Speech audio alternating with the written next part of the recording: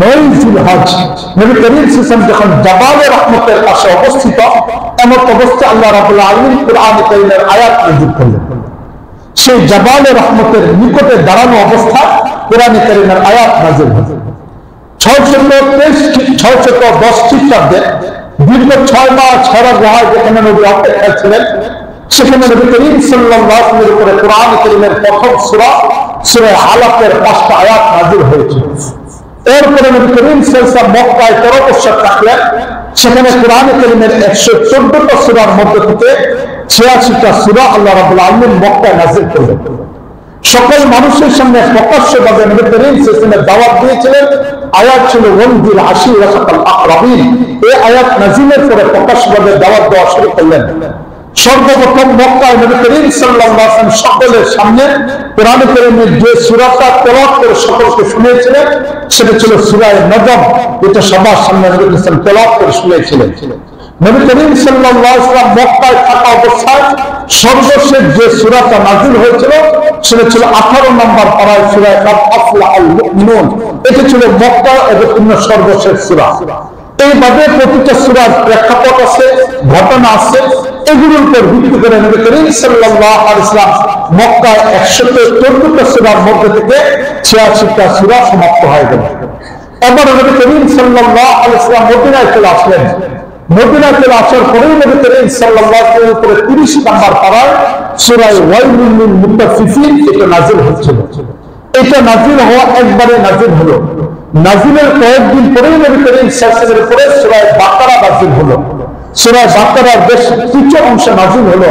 এটা নাযিল হতে একদম নবীর ইন্তেকালের শেষ মুহূর্তে 90 দিন পূর্বে কোরআনে কারীমের সর্বশেষ আয়াত যেটা নাযিল হয়েছে। এরপর আর কোরআনের কোন আয়াত নাযিল হয়নি। নবী দুনিয়া থেকে বিদায় নিয়ে গেছেন। সেই আয়াতটাও ছিল সূরা বাকারার আয়াত, ওয়াত্তাকু ইয়াওমান তুরজাউনা ফীহি ইলাল্লাহ। এই আয়াতটা ছিল কোরআনে কারীমের সর্বশেষ আয়াত। এরপর আর কোন আয়াত নাযিল হয়নি। তো কোরআনে কারীমের আয়াতটা এই আয়াতের মাধ্যমে সমাপ্ত হয়ে গেল। তবে ইসলাম যেটা সূচনা হেরা গুহায় হলো, তার পূর্ণতায় পৌঁছে গেল যখন নবী করিম সাল্লাল্লাহু আলাইহি ওয়াসাল্লাম সেই 10 জিলহজ আরাফাত দিন, 9 জিলহজ আরাফাত দিন যখন জাবালে রহমতের পাশে নবী দাঁড়ানো, তখন কোরআনের আয়াত নাযিল হলো, আল ইয়াওমা আকমালতু লাকুম দীনাকুম। এই আয়াত আল্লাহ রাব্বুল আলামিন নাযিল করেছেন। এই আয়াত যখন নাযিল হলো, এবার পূর্ণতায় পৌঁছে গেল ইসলাম। ইসলাম পরিপূর্ণ একটা ধর্মে রূপান্তরিত হলো। এখন আর ইসলাম অন্যদের সাথে সম্পৃক্ত কোনো ধর্ম নয়। এবার ইসলাম পূর্ণতায় পৌঁছে গেল। এবার ইসলাম ব্যক্তি জীবন, পারিবারিক জীবন, সামাজিক জীবন, রাষ্ট্রীয় জীবন, এবার ইসলাম পূর্ণতায় পৌঁছে গেছে। এবার একজন মুসলমানের জন্য অন্য কারো কাছ থেকে ধার করে কোনো বস্তু আনার প্রয়োজন নেই। রাষ্ট্র কিভাবে পরিচালনা করা হবে, আব্রাহাম লিঙ্কনের থিওরি অনুসরণ করার কোনো প্রয়োজন নেই। মাউসে থেকে সেই পচা ভক্ত চিন্তা চেতনাকে আনার প্রয়োজন নেই। ঠিক এরকম ভাবে লেনিনের কোনো চিন্তা চেতনা আনার কোনো প্রয়োজন নেই। কারো কোনো কিছু আনার প্রয়োজন নেই। রাষ্ট্র পরিচালনা করার ক্ষেত্রে আমার নবী পূর্ণ দিক নির্দেশনা দিয়ে দিয়েছেন। অর্থনীতি সমস্যার সমাধান করার জন্য পুঁজিবাদী অর্থ ব্যবস্থার প্রয়োজন নেই, বরং আমার নবী পূর্ণ ইসলামের অর্থনৈতিক ব্যবস্থা কেমন হবে তা বলে দিয়েছেন। বিচার ব্যবস্থা কেমন হবে, এটার জন্য ব্রিটিশদের তৈরি করা আইনের অনুসরণ করার কোনো প্রয়োজন নেই, বরং আমার নবী আইন কিভাবে পরিচালনা করা হবে তার পূর্ণতা নবী ইসলাম বলেছেন। বিবাহ তালাক কিভাবে হতে হবে এই বিষয়টাও নবী করিম ইসলাম পরিপূর্ণভাবে উল্লেখ করে দিয়েছেন। একটা মানুষের জীবন যাত্রার জন্য যা কিছু আছে, ব্যক্তি যেখানেই থাকো, যে অবস্থায় থাকো, যে পরিবেশের মধ্যে থাকো, ইসলাম তার জীবনের সকল সমস্যার সমাধান দিতে পারবে এমন একটা পরিপূর্ণতা আয়াত আল্লাহ রাব্বুল আলামিন 10 বছর নবুয়তের হিজরতের 10ম বছর 9 জিলহজ এই আরাফার ময়দানে জাবালে রহমতের পাশে আয়াত নাযিল করলেন, আল ইয়াওমা আকমালতু লাকুম দীনাকুম। দিন পরিপূর্ণ হয়ে গেছে। এখন আর কারো কাছে যাওয়ার দরকার নেই।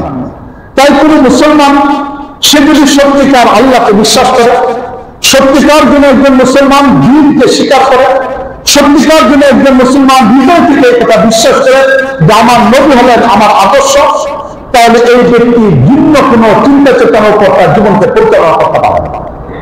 তিনি প্রশাসনিক যত দায়িত্বশীল ব্যক্তি হোক না কেন, তিনি রাজনৈতিক ব্যক্তি হন, ব্যবসায়ী ব্যক্তি হন, সমাজের যেখানেই থাকুক তার সঙ্গে আদর্শ ইসলাম থাকত।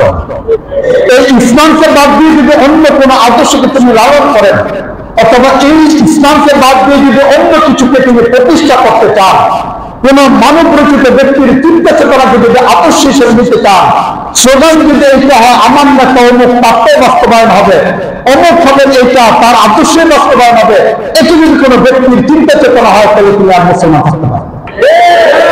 কারণ ইসলাম পরিপূর্ণ হয়ে গেছে। এখন রাষ্ট্র কিভাবে চলাইতে হবে এটা অন্য কারো কাছে ধার করা আমার দরকার নাই। দেশ কিভাবে চলাইতে হবে কারো কাছ থেকে পরামর্শ নেওয়ার দরকার নাই। ব্যবসা কিভাবে করতে হবে কারো কাছ থেকে পরামর্শ নেওয়ার দরকার নাই। প্রশাসন কিভাবে চলাইতে হবে কারো কাছে পরামর্শ নেওয়ার দরকার নাই। ইসলাম পূর্ণ হয়ে গেছে এবং স্বতন্ত্র একটা ধর্ম হয়ে গেছে ইসলাম, এবং ইসলাম তার পূর্ণতায় পৌঁছে গেছে। এবার নবী করিম সাল্লাল্লাহু আলাইহি ওয়াসাল্লাম আসলেন, হজ করলেন। হজের পরে নবী করিম ইসলাম মুহররম মাস আসলো। এই মাসেও নবী করিম একটাই রোজা রাখলেন। সেই ইহুদিদের সাথে মিল রেখে ওই প্রথম বছর পিছনে এই 11টা রোজা নবী ইসলাম মুহররম মাসে রেখে যাচ্ছেন। তবে মুহররম যাওয়ার পরে রবিউল আউয়াল চলে আসলো, মুহররমের পরে সফর, সফরের পরে রবিউল আউয়াল চলে আসলো। এবার নবী ইসলাম একটা রোজা রাখলেন, দশম বছরের মুহররমের একটা রোজা রাখলেন।